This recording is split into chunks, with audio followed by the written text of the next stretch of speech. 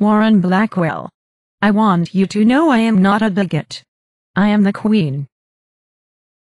Would a bigot let an African-American New York City fresh air kid in her home?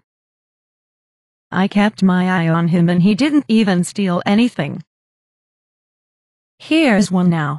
Let's ask her if I'm a bigot. Here is one what? You know, an African-American person. I am an American, plain and simple. You sure sound like a bigot. When you say an African-American New York City fresh air kid, you are implying all fresh air kids are black and all black people are from New York City. Would a bigot let a Puerto Rican Cinderella softball team come to her house for a cookout? How generous of you, Betty. It's nice to see you tolerated some foreigners in your house 10 years ago. I'm sure it was so hard having those people at your house. By the way, didn't they kick you out of the softball league? I am not talking about that.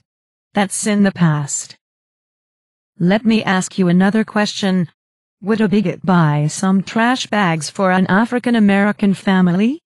Are you looking for some type of pat on the back?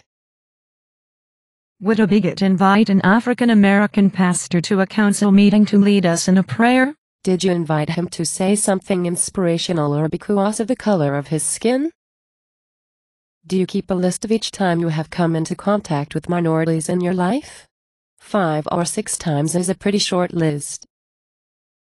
And why do you have to point out people's skin color? Do you realize what you sound like? Did you even read what you wrote? How about saying, I invited a pastor to the city council meeting? Or I was happy to open up my home to the fresh air program? I must point out their race to prove to Warren Blackwell I came in contact with these people.